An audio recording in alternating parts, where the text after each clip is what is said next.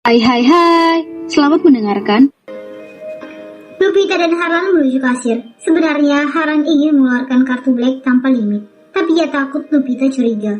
Selesai pembayaran, mereka berdua pulang ke rumah menjelang sore. Sore itu jam sudah menunjukkan pukul 6 sore. Mereka sudah lebih dulu sampai sebelum mobil barang datang ke rumah. Mas, sudah mau maghrib, kita sholat dulu ya. Ya sudah, kamu bersih-bersih dulu, habis ini baru mas. Lupita masuk ke dalam kamar mandi. 15 menit kemudian ia selesai dan menunaikan ibadah. Jam 7 ada yang mengetuk pintu rumahnya. Lupita membukakan pintu.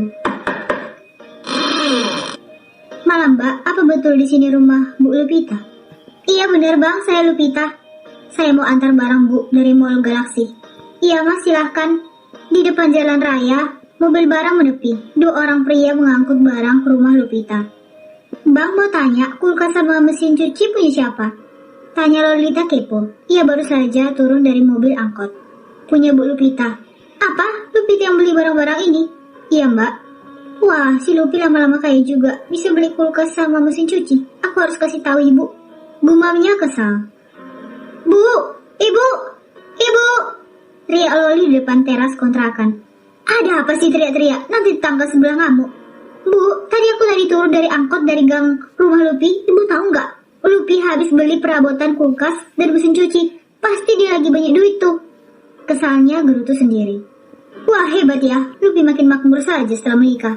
Emang si Bejo itu goblok. Disuruh mergokin si Lupi sama pacarnya lagi musuh, biar mereka diarak warga terus diusir dari rumah itu, kita bisa lagi balik ke rumah Lupi. Malah disuruh nikahin mereka berdua. Ya sudah, ibu ke rumah Lupi aja. Ambil barang-barang kita yang masih ada di sana. Terus ibu minta uang jasa. Sejak kecil ibu dan ayah yang ngurus Lupi. Apa enak kita lagi begitu? Pasti ada suaminya yang bule itu. Sekarang ibu mau ngarepin siapa lagi? Bang Bejo. Jadi preman parkiran paling bawa duit cuma 20.000. Emang cukup?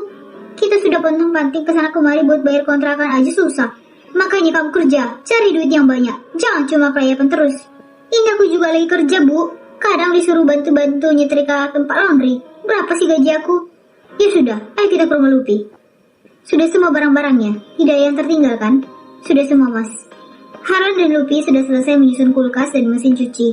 TV ditaruh di atas buffet yang sudah usang, tapi masih layak dipakai karena terbuat dari kayu jati. Mas, kita belum makan malam. Aku masak dulu ya. Gak usah, mas beli makan di luar ya. Kamu istirahat saja, pasti capek. Iya mas. Setelah Harlan pergi, Lupi menundukkan tubuhnya di sofa dan bergumam. Mas Harlan, kamu itu baik banget sih. Bukan hanya suami pengertian, tapi juga bisa membahagiakan istrimu. Walau aku belum memberikan kewajibanku sebagai istrimu. Terdengar suara ketukan pintu. Lupi membukakannya dan melihat 3 ular berbisa di depan pintu. Bibi, ada perlu apa ya? Surti dan Lolita langsung menerobos masuk tanpa dipersilahkan oleh Lupi. Wah, TV baru. Kulkas sama mesin cuci juga baru. Surti dan Loli terlihat sirik. Suami kamu merampok di mana Lupi? Atau jangan-jangan dia bandar narkoba? Hebat, bisa beli perabotan mahal. Bibi jangan asal bicara ya. Suamiku itu pekerja keras. Tidak mungkin dia merampok atau bandar narkoba. Hati-hati kalau bicara, Bi. Bentak Lupita tak terima. Pakai logika. Mana ada seorang kurir bisa memiliki uang banyak dan membeli perabotan mahal kayak gini? Tuduh Surti mencibir. Kalau Bibi datang ke sini hanya untuk menuduh suamiku, lebih baik pulang saja. Lo ngusir gue. Asal lu tahu ya, dari kecil siapa yang ngurusin hidup lu? Kalau bukan gue. Sekarang mana? Balikin uang yang udah gue keluarin. Bibi apa lupa? Uang pensiunan dan asuransi ayahku, Bibi yang ambil kan? Dan bertahun-tahun Bibi tinggal di sini. Aku tidak menuntut apa-apa. Emang ya kamu? Bisanya balikin omongan orang. Teriak Surti melototi Lupita. Bejo Loli, cepat ambil semua piring dan wajan milik kita semua. Juga tempat tidur kayu sama kasurnya angkat. Perintah Surti. Si Bejo sudah menaruh gerobak dorong di depan rumah Lupita dan memasukkan barang-barang ke dalam gerobak sesuai perintah kakaknya. Bibi memang tega ya, semua perabotan di dapur dia beli semua. Lupi, sejak kapan kau beli perabotan? Semua itu milik aku. Teriaknya lagi. Tapi masih ada peninggalan milik ibuku. Barang-barang milik ibumu sudah dari zaman jebot juga udah gak ada. Lupita hanya bisa diam dan mengalah. Ia sudah tidak peduli lagi. Semua perabotan dapurnya diangkut semua. Hanya tinggal tempat tidur di kamar Lupi, meja makan, dan sofa usang. Setelah puas mengambil paksa barang Lupi, Surti, Loli, dan Bejo baru pulang. Suara motor Harlan terdengar berhenti depan teras. Lupita menghampiri suaminya. "Maaf ya, agak lama tadi mengantri," ujar Harlan seraya memberikan kantong plastik pada Lupi. Lupi membawa ke meja makan dan membuka bungkusan nasi rames itu. "Maaf ya mas, makannya pakai tangan aja." "Loh, kenapa?" tanyanya sambil menarik kursi makan di samping Lupita. "Semua perabotan dapur termasuk piring, gelas, dan sendok diangkut Bi Surti semua." "Apa?" Harlan tercengang dan berjalan ke dapur. Ia kembali lagi seraya gelengkan kepala, mengusap lembut kepala istrinya. "Gak apa-apa, kita bisa beli lagi yang baru. Nanti mas kerja lembur buat beli perabotan lagi." "Jangan dipaksakan mas, aku bisa kok menyicil barang perabotan itu dikit-dikit." "Ya sudah, yuk makan dulu." Selesai makan bersama, Harlan pamit istirahat duluan karena besoknya harus berangkat pagi-pagi. Tadi saat membeli makanan, William menelpon. Katanya besok Senin ada rapat paling penting dengan pemegang saham. Belum lagi Mak Isa yang meradang. Hampir 2 malam Harlan tidak pulang. Ia sengaja nonaktifkan ponselnya saat jalan-jalan bersama Lupita.